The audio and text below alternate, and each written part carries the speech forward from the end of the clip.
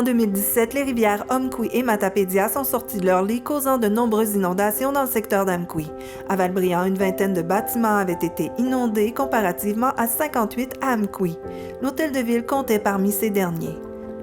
À Cozaspcal, le pont Épelle avait été malmené par le fort courant. Cette année, la situation s'avère beaucoup plus rassurante.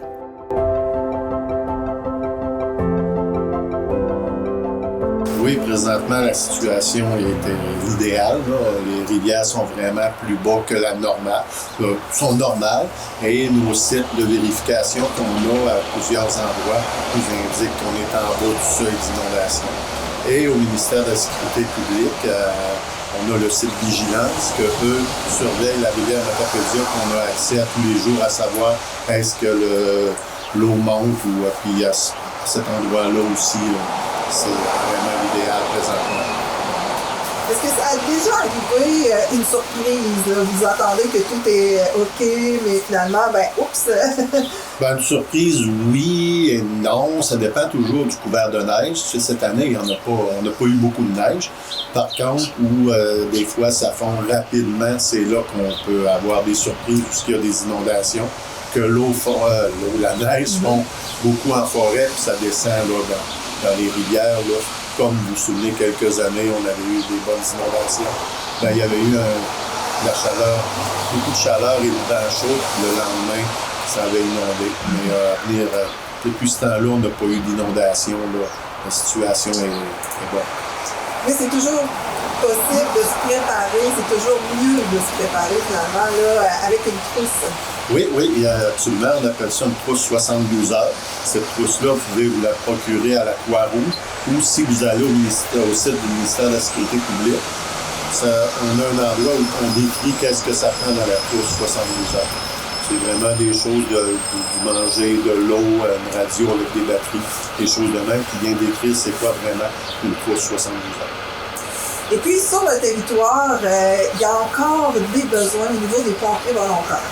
Absolument, oui. Vous voyez, présentement, on fait des annonces, on fait du recrutement. On avait des besoins un peu urgents à Saint-Vianney et Saint-Léon. Présentement, je peux vous dire, Saint-Vianney et Saint-Léon, ça ne répond pas beaucoup. On n'a pas beaucoup de personnes qui ont appliqué.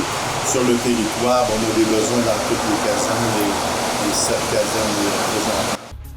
Voici quelques images du campus Notre-Dame de Foix qui vous démontrent une mise en situation. Le programme technique de sécurité incendie donne aux étudiants une formation en sécurité des incendies portant sur l'évaluation des risques, l'éducation du public, la conception de plans d'intervention, l'intervention lors de situations complexes ou dangereuses, l'effondrement de structures, la manifestation de masse et les opérations de matières dangereuses. La formation donnée aux pompiers volontaires dans la Matapédia est très similaire.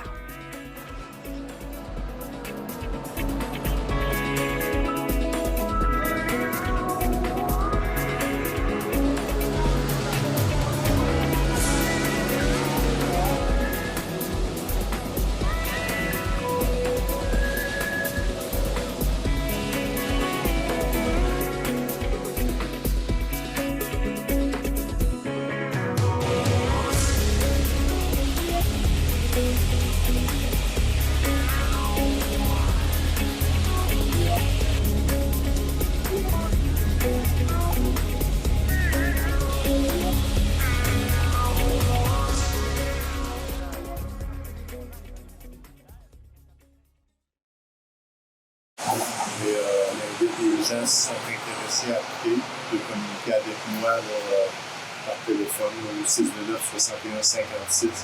Et on prend les CV pour les personnes intéressées. La date ultime pour la fermeture à Saint-Léon et Saint-Vianney, c'est quoi exactement? Ce qu'on s'est donné comme objectif, c'est le 1er mai. Si on n'atteint pas les 8 pompiers disponibles, malheureusement, on va devoir fermer ces 2 casernes.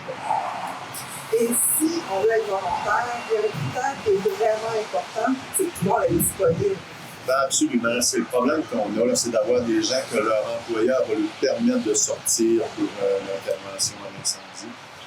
C'est notre critère premier parce que présentement, c'est le problème qu'on a. Souvent, les employeurs ne laissent pas sortir les pompiers volontaires.